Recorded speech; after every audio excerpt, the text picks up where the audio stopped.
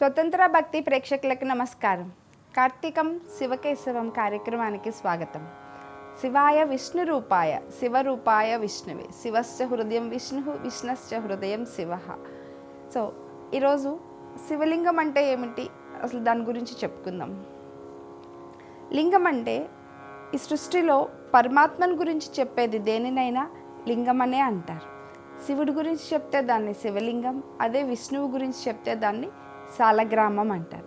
కానీ శాస్త్రంలో లింగం అనే దానిని శివలింగానికే చెప్పారు, సాలగ్రామాన్ని లింగంగా చెప్పలేదు అసలు. ఇంకా లింగం అనేది శివుడి పేరు కూడా. ఒక్క మాటలో చెప్పాలంటే సర్వం లింగమయం జగత్. ఈ సృష్టి మొత్తము తనలో ఉంది, సృష్టి మొత్తములోనూ లింగం ఉంది. అంటే అన్ని చోట్ల, ఎక్కడైనా అన్ని చోట్ల, అన్ని ప్రాణుల్లో ఉన్నాడు, అన్నిటా ఉన్నాడు, అన్ని చోట్ల ఉన్నాడు. అలాగే ఎక్కడా అంటకుండా తనంతట తను ఏకరూపంలో కూడా ఉన్నాడు. ఇది లింగం యొక్క స్వరూపం. కానీ అసలు ఈ శివలింగం అనేది ఎక్కడుంది, ఎలా ఉంది, ఎంత ఎత్తులో ఉన్నది, ఇలా అన్ని సందేహాలు మనకు వస్తూ ఉంటాయి కదా.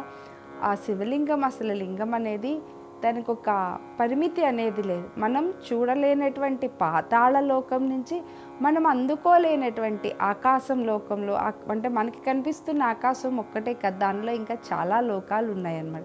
ఆ లోకాల్లో అంతా వ్యాపించి ఉంది. పోనీ అలా వ్యాపించి సైలెంట్గా ఉందా, నిశ్శబ్దంగా ఉందా అంటే లేదు. అలా వ్యాపించి చైతన్యంగా జ్యోతిలా ప్రకాశిస్తూ ఉన్నాడు. మనం సహజంగా శివలింగం అనగానే ఎక్కువగా జ్యోతిర్లింగాలని అలా చెప్పుకుంటూ ఉంటాం కదా. ఎక్కడైతే శివలింగం చైతన్యంగా ఉండి జ్యోతిలా ప్రకాశిస్తూ ఉంటుందో ఆ ఉన్నటువంటి ప్రదేశాలన్నింటినీ జ్యోతిర్లింగ క్షేత్రాలు అని కూడా అంటారు. ఇంకా శివలింగం అది ఒక ఎట్లా, అసలు శివుడు లింగ రూపంలోకి ఎందుకు వచ్చాడంటే, నిర్గుణమైన తేజస్సు సగుణంగా మారాలి అంటే దానికి అనుగుణమైనటువంటి ఏదో ఒక రూపాన్ని స్వీకరించాలి. అలా స్వీకరించినటువంటి రూపమే ఈ లింగ రూపం. శివుడు తను లింగ రూపంగా వచ్చాడనమాట. నిరాకారుడైనటువంటి, ఆకారమే లేనటువంటి ఈ పరబ్రహ్మ ఒక రూపాన్ని తీసుకుంటే అది లింగ రూపంలోకి వస్తాడు. ఆ వచ్చినటువంటి రూపమే శివలింగం. ఇంకా చెప్పాలంటే శివుడు ఒక్కడే నిష్కలత్వం వల్ల లింగంగాను, సకత్వం వల్ల ఆ మూర్తి రూపంలోనూ ఆరాధించబడుతూ ఉంటాడు. ఈ శివలింగానికి మొత్తం 55 రుద్రకళలతో ఉంటాయి. 55 రుద్రకళలతో ఏదైతే ఉంటుందో దాన్ని మాత్రమే లింగం అంటారు. ఆ 55 రుద్రకళలు ఎక్కడుంటాయి అంటే ఆది దైవిక, ఆది భౌతిక, ఆధ్యాత్మిక, ఆది యజ్ఞ, అంతరిక్ష, ఈ అన్ని చోట్లలో ఉంటాయి రుద్రకళలు. అంటే ఒక్కొక్క దానిలో 11 రుద్రకళలు ఉంటాయి. ఆది దైవిక ఇది దేవలోకానికి సంబంధించింది. దేవతలలో 11 రుద్రగణాలు ఉంటాయి.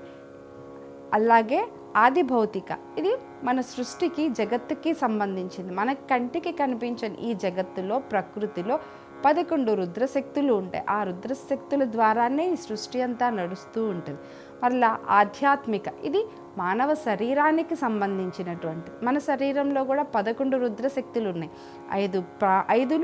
5 ముఖ్యమైన ప్రాణాలు, 5 ఉప ప్రాణాలు, ఒక మనస్సు, ఇవన్నీ కలిపితే 11 రుద్రశక్తులు.